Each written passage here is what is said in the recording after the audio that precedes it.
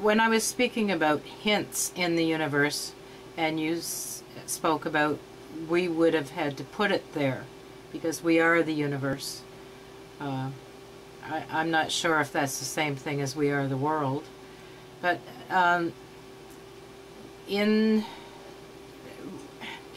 we have some sense, I don't know that it's a memory or whatever, that there has been awakenings in the past, even though the past we see doesn't exist. It seems like it's just a bunch of subjective oxymorons or something. I don't know, paradoxes. However, if indeed there was a Buddha or a Christ, a Jesus that found the Christ consciousness, or not found it, but awakened to it, and the Buddha that awakened to the Buddha consciousness or whatever, that would put it, would it not, in the species? That would set a precedent, as lawyers would care to say. And so it would have been put in there for all of us to see and to I'm not sure what I'm saying here, Edward. Yes, is the answer to your query. If there were those folks, I'm far more inclined, although I've never really read anything about the Buddha, I simply hear what people say. And matter of fact, I had a neighbor that had a statue of the Buddha, and he would rub the Buddha's stomach for some reason. The little fat stomach on that Buddha, and I thought, well, why would a Buddha have a fat stomach? But anyway, that's beside the point. The things that I've heard that the Buddha has said seemingly are transformational in nature. They even beyond enlightenment they seem to go, because enlightenment is only half a transformation. I hear little snippets, if you will. People tell me that he said, if you meet me on the road, kill me. And other smaller snippets. But I also have seen where his words were taken into ridiculousness when he's having nutheads running around meditating and staring at walls and staring at navels thinking they're doing something. So probably there's an equal downside to it as well. Mystic. Kind of like the Bible, really. I don't know of anything really that I can recall right now that the Buddha ever said. There just seems to be some sense of this in awareness that it may have happened and it may not have, but that it is possible. And do you see that as there being a... Okay, in your book, do you speak about how generally people are seeing the possibility of what you call transformation? And you see that it's related to this maybe infiltrating the mass consciousness, this, you can call it an idea or a sense of the possibility or something like along that line?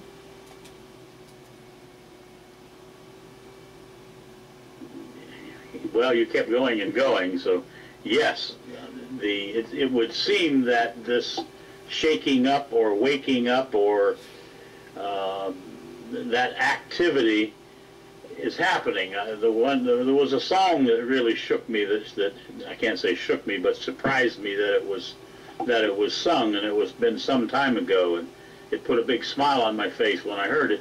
The dawning of the age of Aquarius. That entire song. The words in that song, I could almost give them to you now verbatim. That someone could sing that song is an indicator that whoever wrote that song was indeed an awakened being. However, having to put, as with Hello Wise Man and Dancing Waters and Emos, welcome back to Emos, having to put song into prose, into poetry, and have it rhyme sometimes destroys the message, but it's still pretty close.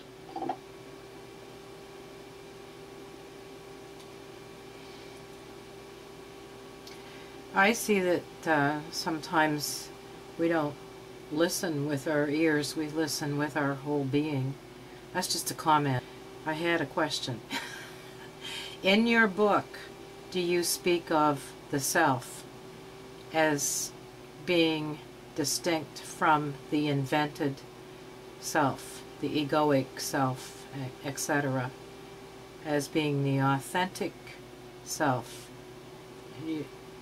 I'll leave it at that. Yes, it is spoken in the book. We speak of the self becoming itself.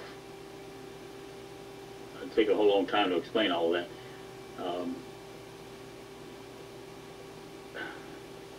It's a book of 165 pages, or 161 pages, if you will, 10 or 11 chapters of conversation about transformation. And just about everything that I've had to say over 30 years about transformation is in there. And some of it is in there in a shortened or an abbreviated way. Hello, eyes like rain. Misty. Okay, this might be the last question for a while. You said the self becoming the self. Are we not already the self, and just can't see through the illusion of all that the self built around it, that is the false self, the illusionary egoic self? Therein lies probably the problem of discussing any of this, Mystica. When people learn these kinds of things, they never have they negate, I can't say never have, they negate the possibility of discovering or experiencing what they actually are. And I say the most important ingredient, if you will, to a transformational experience or to experience transformation is to become yourself, to become who you are. Now, you'd have to move very carefully when I say that, because I'm meaning to say that we need to become who we are and have been for the last 3,000 or 4,000 years, and that is a robot. We need to become the robot that we are first. You see, the problem is that we have been taught by sages and whomever else taught us that behind this self that kills and maims and murders, there's another self that is whatever it is, you see. And that's detrimental because it gives us an understanding. And once we have an understanding, we are deeply lost in the understanding, because understanding is as far as thought can go. So we get lost in the understanding, thinking that that's the end of the journey, when indeed, if we get to that place of understanding, we need a quantum leap. We need to jump off of that space called understanding as quickly and as fast and as far as we can, if you'll allow those dumb statements like quickly, far, and fast. There's no quickly, far, or fast, but we need to use English, or the language, I mean. Mystica. Okay, one more question did come out of that, and I can't recall now how you worded it, about it being dangerous to discover that truth without discovering the self first. Or discover that knowledge, let's say, without discovering the self first. Are you saying that if it is spoken and it is seen and understood intellectually, that at that point it can be taken on as a belief, and once believed, the going inward to actually awaken would just come to a halt? Well, actually, you've put that very well.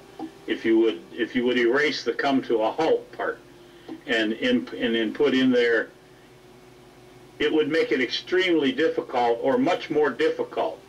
So in other words, the seeking of the transformation by virtue of understanding is the resistance of the transformation.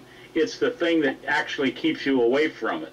In other words, the moving toward it is the action of moving away from it. And the harder you move toward it, the greater level of moving away that would happen.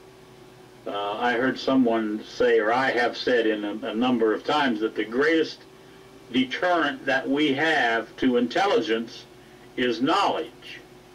And this is a completely knowledge-filled world that we live in, and at our birth we are forced into, we are made to join or put into the slavery of, if you will, knowledge, so that thinking is thinking us, and thinking has been thinking us for thousands of years.